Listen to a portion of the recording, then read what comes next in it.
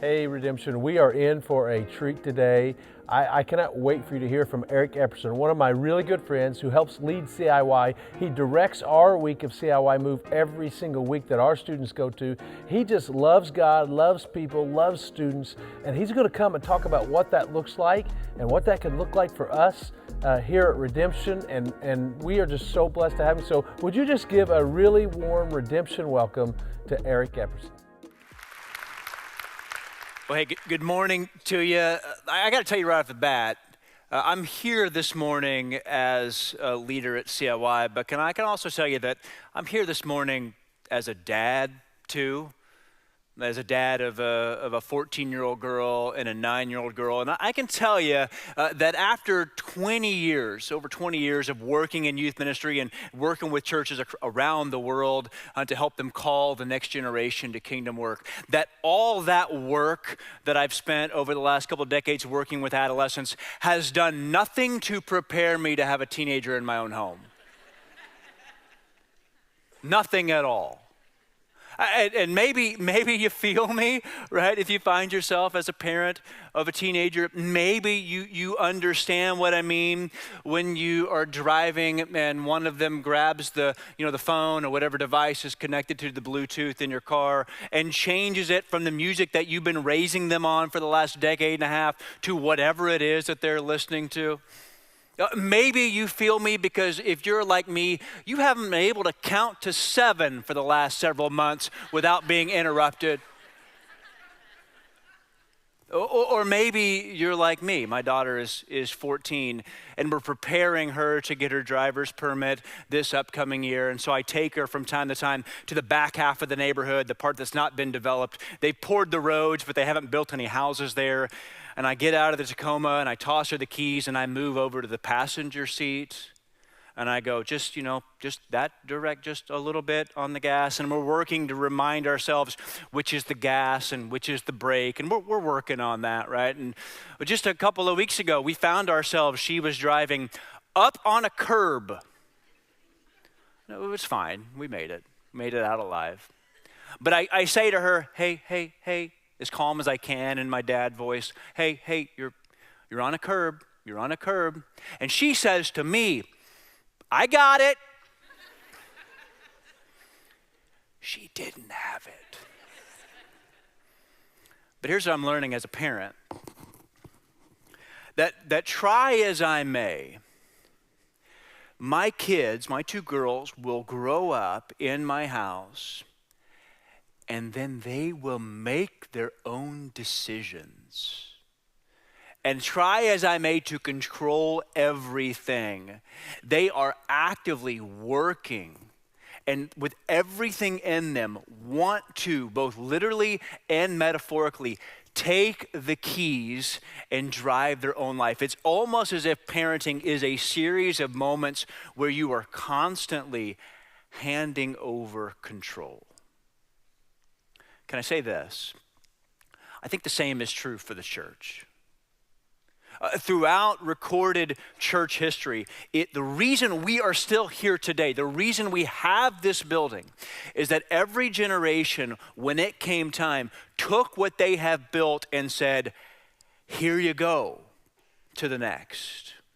And that comes naturally with a lot of worry, with a lot of concern about are they ready for it. But I can tell you this, after working in youth ministry for a couple decades, I am extremely optimistic about the next generation.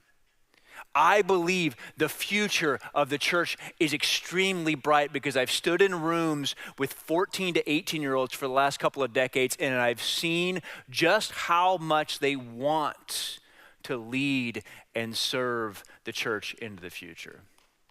Yeah. If we are willing to say, here are the keys, when appropriate, and if we are willing to ride up on a curb from time to time with them, and if we are willing to believe them when they say, I've got it, because next is now. It really is. And we are prone as adults, as grown-ups, to wring our hands and to scratch our heads and say things like, kids these days. And the truth is, growing up today is hard. Growing up anytime is hard, right? But there are unique challenges in every generation, and this generation certainly has their challenges, and there are things that they're working to overcome. But let me tell you about kids these days. Let me tell you why I believe that they are uniquely positioned because of what they have been through and the way they are wired to lead the church in the future into a really exciting time. Let me tell you about kids these days and how I believe that God has uniquely equipped them. Because from the very beginning of Jesus' ministry, Jesus' ministry is all about him and the kingdom. But Jesus would say at the same time, the kingdom is here, he would also say this, the kingdom is yours. And Jesus' work obviously required dying on our behalf and doing what only he can do. But Jesus' work also required him to hand over that ministry and that influence to people that were willing to follow him. Jesus was constantly giving away the work and the kingdom. And I believe in the same way that he called those young people all those years ago to follow him, he is calling this generation of young people to follow him as well. And I believe that they are responding in the exact same ways. It's interesting that before Jesus, before people called him Messiah or before they called him, as we do, Savior, the first title, other than Carpenter, right? The first title that Jesus took on as he launched his public ministry was the title Rabbi. It was a special title, but it was a very common title in those days. It was a very common occurrence to walk around in ancient Israel and see rabbis all over the place. They were teachers. And every rabbi at the beginning of his public ministry would do what Jesus did. He would go and he would find followers, he would find students, he would find disciples. And if you were, a rabbi, worth your scratch, you would go and find the best students you could, because obviously the more qualified the student, the better rabbi you would be. Jesus didn't do that. Jesus instead launched his public ministry and called people that were unimpressive and uneducated and outcasts and working collar, blue collar people and traitors. So one of the guys Jesus called in Matthew chapter 9, appropriately enough, was named Matthew. And maybe you remember this story from the flannel graph or from VBS, but Matthew found himself in a really interesting situation. Matthew was a Jewish kid, grew up in the community, attended temple services regularly, but somewhere along the way, Matthew, well, there's no way to put it, sold out. You see, Jerusalem and Israel was under Roman control in those days. And much like our country before the revolution, there was this governing body that had control over this people group from a distance. And one of the ways, real sinister ways, that they worked to maintain their grip on this people group was through taxation. And they were clever. Because it wasn't like they deployed Roman citizens to go and collect taxes from the Jewish people. No, what they would do is they recruited people who were willing to sell out. They recruited Jewish people to basically oppress their own people, to turn their back on their neighbors and their family and work on behalf of the enemy. This was a really broken system. So broken that the Hebrew word for tax collector was actually similar to the Hebrew word for injustice. The Jewish people despised those people who became tax collectors. And so why would Matthew do this?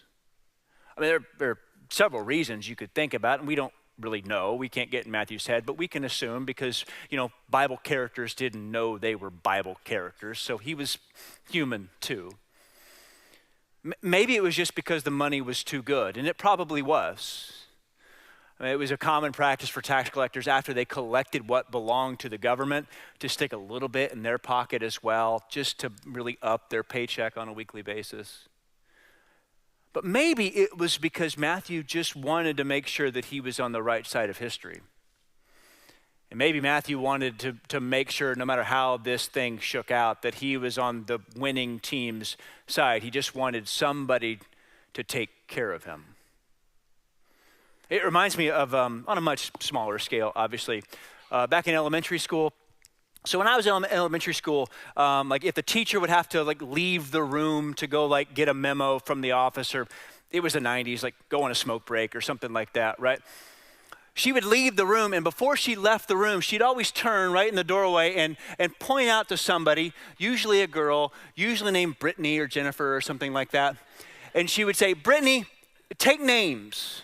And then she would leave the room. Brittany would push herself up from her desk, walk to the front of the room, stand at the chalkboard, pick up a piece of chalk, and just watch us. And if one of us got out of line, she would write our name on the board. We hated Brittany. Why? Because when she didn't have the chalk in her hand, she was one of us. But something in her, a lust for power perhaps, right? For her own citizens' blood, drove her to go up to the board and take names. Perhaps Matthew had a similar feeling, which is why it's extremely surprising. Look, we're super familiar with this text, but don't let the familiarity of this text rub off any of the shock. But in Matthew chapter 9, we see this, starting in verse 9. As Jesus went on from there, he saw a man named Matthew sitting at the tax collector's booth. Follow me, he told them. And Matthew got up and followed him. That was all it took. The interesting thing about being a Christian is that being a Christian doesn't begin with a certain set of beliefs. You get there. Being a Christian doesn't begin with a dogma. Being a Christian begins with a call to follow a person. It's as simple as that. And yet somehow, despite Matthew's literally, like he is actively rebelling against God when Jesus locks eyes with him. He is actively sinning, going his own ways, but an encounter with Jesus changes everything. And all Matthew has to do is simply push up from the table and follow him and begin his life with Jesus. The way that Jesus interacts with Matthew should encourage us a whole lot. Because the same way that he saw Matthew and said, come follow me, even if you find yourself far from God, if you find yourself actively rebelling, perhaps you've sold out, perhaps you find yourself as an outcast, perhaps you think, I couldn't get any further from God than I am right now. If Jesus locks eyes with you and says, follow me, that invitation right here and now is for you today. It's for our kids too. And my friends, you know how hard they have it. I work with students all the time that are struggling with faith and with purpose. 1 out of 3 struggles with anxiety on some level. 1 out of 5, by the time they're 16, will have some kind of traumatic event in their life. But through all of that, Jesus sees them and says, come and follow me. And my friends, I've seen the numbers. They are responding. Do you know this? That today, more Gen Z and millennial young people are attending church on a regular basis than older generations, than boomers and Gen X. For the first time in recorded history, more young people are attending church on a regular basis than older people. Now, none of them were at the 8 o'clock service. But the reality is, they are coming. And they don't just want to attend, they want to be a part of what's going on here. If we're willing to literally and metaphorically scoot to the middle and make space for them. I mentioned I work at CIY. I'm a dad as well. But every Wednesday night, I lead a small group of 9th grade boys. My daughter is in 9th grade. This is a strategic plan. I am molding. I am shaping. I'm doing some weeding out as well. I don't think this church is for you. Like the Baptist church, that's maybe your... We had this kid show up about a year and a half ago named Mitchell. Mitchell was a mess. He still is a mess. But he was like even more of a mess then. And it wasn't just in the way that he dressed or his overall appearance. I mean, he was just a mess. Home was a mess. School was a mess. But he was invited to church, so he showed up on Wednesday night. He stuck around for a few Wednesdays and then came to camp with us. And look, I work in the event business. I've done camps for years. I know how this works.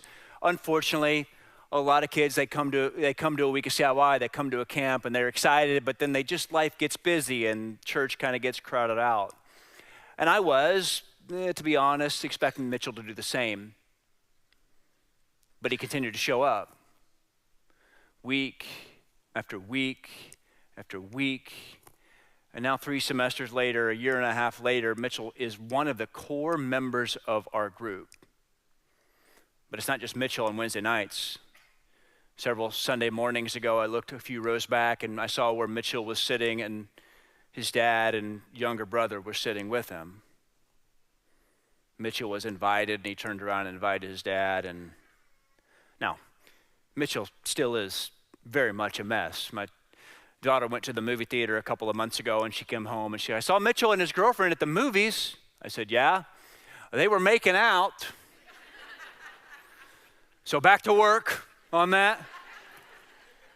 But also I didn't know kids made out at the movies anymore. That feels kind of like a throwback. So it's, the movie theater's not dead. All right, yeah, all right. Mitchell's hungry. And I believe your students are too. How cool was it, right? Like I'm raising the average age on this stage here this morning, right? To see how actively involved your students are here. They want to do more than just show up, but they are showing up. Not just are they responding, can I tell you this, they're actually also inviting.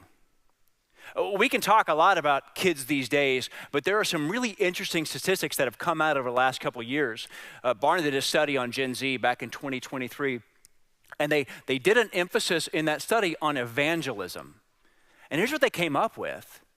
They realized that Gen Z kids might be one of the more evangelistic generations that we've ever seen. They are not afraid at all. In fact, they are excited about sharing their faith. According to their numbers, 80% of young people have no negative emotions when it comes to talking about what Jesus has done in their life with a friend. 76% are more than willing, in fact, they're eager to tell their own story. To say, this is where I was, their testimony, right? This is where I was, this is what happened to me, and here's how Jesus has made a difference. That should be extremely encouraging to us. And I don't wonder, when you consider a generation, I've got no data to back this up, but it's just something to think about. I don't wonder if because this group of kids has spent so much time with a device in their hands, right, where they have worked on crafting and perfecting communication, sometimes even better than we're able to. I don't wonder if God is not using a thing that is neutral but can be pretty harmful to help them become great articulators of their faith. My friends, they are open. They're growing up in the most diverse generation we've ever seen, which means they are actually more empathetic. They understand how people that look and think different than them operate. And they are able to sit across the table from most anybody and connect with them on a human level. That really does a lot for the way that the gospel could move and spread throughout our country and our world. And actually, it harkens back to the way that Jesus has always operated. So before Jesus shows up, there's this other guy, we call him a forerunner, that was preaching and baptizing in the wilderness. His name was John the Baptist. And John's role was always to run ahead of Jesus and ultimately point people to him. But the first disciples that Jesus called, they just didn't come out of nowhere. No, actually what Jesus did was he called them from a group of John's followers. And in John chapter 1, we read this. We read that Jesus approached the scene, and there were a group of men that were following John the Baptist. I believe it's going to be on the screen. John chapter 1 says, the next day John was there again with two of his disciples. And when he saw Jesus passing by, he said, look, the Lamb of God. When the two disciples heard him say this, they actually left John and followed Jesus. Turning around, Jesus saw them following and asked, what do you want? They said, Rabbi, which means teacher, where are you staying? Come, he replied, and you will see. So they went and they saw where he was staying, and they spent that day with him. It was about 4 p.m. Andrew, Simon Peter's brother, was one of the two that heard what John had said and who had followed Jesus. The first thing Andrew did was to find his brother Simon and tell him, we have found the Messiah, that is the Christ. I believe the first call of ministry is not to preach a sermon. The first thing that the early followers of Jesus did was not perform a miracle or even baptize anybody. The first call of ministry simply begins with an invitation. I have found a man. I don't understand how it all works, but he has changed my life. You've got to come and see this. And my friends, that is something, no matter what your gift set is, no matter what spiritual gifts God has put in you, that is something that all of us, if we are willing, get to be a part of. There are a ton of talented people that walk across this stage every week. There's amazing production work being done in the back. You think about all the nooks and crannies of this building, the amount of work it takes to pull this off every Sunday. Perhaps the most powerful thing that could happen as a part of redemption story, it actually doesn't happen on this stage, but starts with an invitation in your office or at your school or at your rec league or wherever else you might find yourself. I don't care how talented these musicians are, they don't know your coworkers. They don't know the parents on the ball team. They don't know your family. And honestly, even if they did, they might not listen to them. Relevant Magazine published a couple years ago that 82% of people would say yes to an invitation to come to church if it was by a trusted friend. 82%. What do we got to lose? And sometimes the most powerful thing is we can step in line with this next generation and be what I would call the come and see generation. Be an inviter, because inviters change lives. Mitchell didn't show up off the street. No, he was invited by another kid in my group named Pete. Pete is a freshman, but he's one of those guys that when he walks in a room, you know it, right? Part of it's his infectious personality. Another part is that he's been shaving since he was 8, right? I mean, Pete's got to like walk sideways through a door frame, you know, that kind of guy. I've stopped wrestling roughhousing with my small group because now they can body slam me, and I'm like, I'm not signed up for that. No, the knees are too fragile, right? And Pete's one of the reasons why. But we're sitting in a small group a couple of months ago, and we look around, and one of the guys says, you know what's interesting? He's like, I think most of us are here because Pete invited us. He's right. Earlier in the semester, Pete invited the entire freshman football team. They came, they ate our pizza, and they left. But he just simply has the courage to say, come see. I believe that our students do. I know, I'm talking to Michaela, that they're working on how they can tell their stories, how they can talk about the difference Jesus has made in their lives. I think we would all be better to join them in that effort and summon some of their courage as we look at inviting our own friends. Because they are responding and they are inviting, and I believe with everything in me that they are also being sent. Here's a funny thing about Jesus' ministry. You would think He could just do it all on his own. And the truth is, we know this because we believe the gospel. He has done things for us that we could never do on our own. But at the same time, he has also invited us to be a part of it. Right? Like Jesus dies, rises from the dead, returns to heaven, gives us the Holy Spirit and says, get to work. And that's kind of, I'm skipping some chapters, but that's why we're here. And Jesus starts this process of sending out early in his ministry. In Luke chapter 10, it says this. So there was this group of 12 that Jesus worked closely with, but there's also this greater group of people. The Bible refers to it as the 72. And in Luke chapter 10, it says, after the Lord appointed 72 others and sent them 2 by 2 ahead of him to every town and place where he was about to go. He told them, the harvest is plentiful, but the workers are few. Ask the Lord of the harvest, therefore, to send out workers into his harvest field. This is a crucial verse for the work that we're doing at CIY.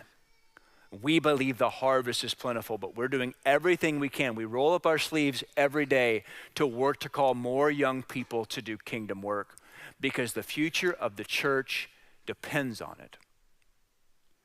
Statistics will tell you. Christianity Today published this 2 years ago that 1 out of 4 pastors plan to retire by the year 2030. There are more ministers currently over 65 than under 45. That the leadership of our church is beginning to age out, and we have a pretty big pipeline crisis unless we collectively do something about it, do all that we can. And you guys were a part of this. Redemption was actually a part of this. You've got students on this stage this morning that responded to the call that we made last summer at our events to consider vocational ministry as a career path. We've done this call for a number of years, and on average, about 1,600 students across the country at about 60-something CIY events make a decision for vocational ministry. We put a little emphasis, a little programming work, and a lot of prayer into it this past summer. And at all of our CIY events, 5,100 kids said, I'm in.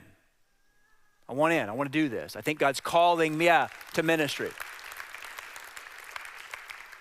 And we celebrate the reach, but we get to work on the impact. And here's what I mean. How do we make sure those kids go from standing up and saying, I want to take the baton and do this, to actually following through to lead churches someday? We did our homework and we asked some questions and we did some research of our own. And we asked a bunch of people, now adults who were in vocational ministry now, that made decisions at CIY events back in the day. And we asked them this question: why'd you follow through? Far and away, they told us 2 main reasons. 1, I had an adult in my life that believed in me. If this generation has one blind spot, it's this. If you tell them you think they can do something, they'll believe you. And then they'll go do it. And the second thing they told us was, I was given opportunities to serve right away. I'm a big believer that every Christian is called to ministry. Like, you're here in this hour, I think you should be serving in another hour or some other time throughout the week. You should be using the gifts God's given you, whatever they may be. God's called you to service. But let's go the extra mile on that. I think God's called you to ministry, but my hope would be that you would have a young person right next to you serving beside you. And you tell them you believe in them. And then from time to time, you take out the keys and you get in the passenger seat and you let them drive. Will you end up on a curb? 100%. But will it change the future of the church and their lives? You better believe it. We ask students, like, why are you doing this? I've got an adult that believes in me, and I've given opportunities to serve. Because next is now. The kingdom, the church has always been about taking it, stewarding it, and handing it off. What makes a young person follow through? You do. Hello, What's up, everybody? How you guys doing? They're just right here. My name is Boone Vandover. My name is Haley Whitfield. My name is Paige. My name is Peyton Hofer. My name is Brennan Reynolds. Avery Pocock. Joshua Caden Autry. Everybody calls me AJ. Peyton Kirkpatrick. You met me in high school. Peyton in high school was busy. A little bit of a goody two-shoes. I didn't know Jesus very well. Just trying to figure it out. You can tell he's trying to figure it out. Often looking in places that weren't exactly Christ-centered and biblically rooted. The moment that I felt called to ministry by God was my senior year church camp. I was actually at a CIY event. I felt my youth pastor kind of put her arm on my shoulder, and I just started sobbing. And she said, I think when he said that there's some people in here who may do full-time ministry, I feel like he was talking about you. It felt almost like I was being hugged by God, and he was like, you're my kid. One way to know where the Lord might be calling you is to get affirmation from the community of believers around you. They really affirmed and confirmed the calling to go into ministry. The person who had the biggest impact in my life in ministry. My mentor, My first mentor was super encouraging. She really helped me put together some of those pieces. That constant voice of, Paige, you're a daughter of the King. You're a daughter of the King. Come back to that. She was the first female I actually saw in ministry. If he's advocating for me, and if I have this desire, then there must be something there. And it clicked in my head right then and there. I just needed somebody to affirm it. But man, she really saw me. He was just so encouraging and spoke life into me. she was a phone call away to be a cheerleader for me. He always made time for me. He was always there. And while I give her a lot of credit for just walking with me, she would point the glory back to God and just what he's doing. Without those opportunities, I definitely would not be where I am right now. Without Alyssa's leadership and mentorship in my life, one, I wouldn't be in ministry. Ben is the entire reason why I'm here today. Lauren's going to put something in her hand. Let's see what she has to say. Oh gosh. Oh, I might cry. It's gonna be wild. I'm not a crier. Boone, my son in the faith. Hi, Haley. Hey, Peyton. Hi, Boo Boo. Hey, Avery. Peyton, my friend, I just wanted to take a second to tell you how tremendously proud I am of you. I'm so proud of you. I'm so proud of you and all that you represent. I am so proud of you. I'm so proud of you. You amaze me I can confidently say that you have been called and equipped to this purpose. with your grace, compassion, your tenacity. And that you work so hard in the secret, and it's noticed, and God sees it, and he's proud of you. You're a servant leader. So obedient to what God has called you to. And I hope that my boys grow up to be like you. And like whatever you commit to, you're all in and you run hard after it. And I love that about you. But know that God is using you in big, kingdom-shaking, kingdom-growing ways. Your presence is impactful. My hope for you, man, for this future is that you are reminded that he loves you for you. Keep being you. And to dream big. I'm proud to call you my spiritual son. I love you. Love you, bro. I love you. I love you. I love you. I'm proud of you. In your corner, cheering you on. Thank you for sharing that with me. An adult or a leader, someone with a prominent impact in a student's life, they have incredible, incredible weight in what they say and how they interact with students. And that's a truth that I still hold on to, that still holds weight. Adults and leaders in the lives of students play a huge, huge role in discipleship and just building students up.